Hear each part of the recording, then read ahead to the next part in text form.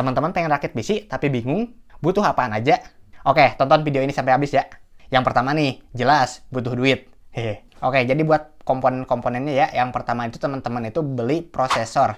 Sesuaiin aja tuh sama kebutuhan teman-teman. Kalau teman-teman itu butuh buat kegiatan berat, misalkan buat gaming atau editing, pilih Core i7 atau Ryzen 7. Tapi nih kalau misalkan buat ngetik-ngetik Word atau Excel yang kayak gituan atau streaming video, ya i3 atau Ryzen 3 juga udah cukup lah.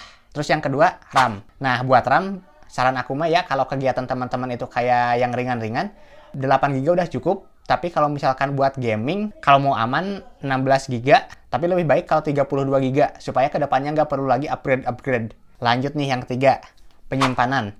Nah, buat penyimpanan itu ya ada dua jenis. Yang pertama itu SSD kalau mau lebih cepat, sama HDD kalau mau lebih murah. Tapi saran aku sih mendingan teman-teman beli aja SSD. Itu harganya juga gak terlalu mahal. Yang keempat nih, PSU atau power supply. Nah, PSU ini fungsinya itu ya buat nge-supply daya ke komponen-komponen yang tadi. Jadi usahain teman-teman itu pilih PSU, bukan yang murahan lah. Gak apa-apa agak mahal, tapi yang penting agak bagusan. Nah, buat yang selanjutnya ya, yang kelima atau keenam. Nah, teman-teman beli GPU atau PGA. Tapi ini itu opsional ya. Kalau teman-teman nih butuh PC yang komputasinya berat, misalkan kayak gaming atau editing, harus tuh beli PGA. Bisa Nvidia RTX atau AMD RX. Tapi nih, kalau misalkan kegiatan teman-teman itu ringan ya, kayak office atau streaming, nggak apa-apa nggak beli GPU juga. Asal di prosesornya itu udah ada integrated GPU.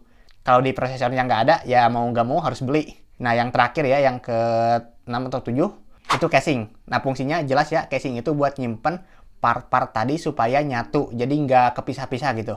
Nah, buat casing sendiri ya, aku saranin teman-teman itu pilih yang sirkulasi udaranya bagus, supaya PC-nya teman-teman itu nggak gampang panas. Oke, ternyata ada satu part yang kelupaan ya.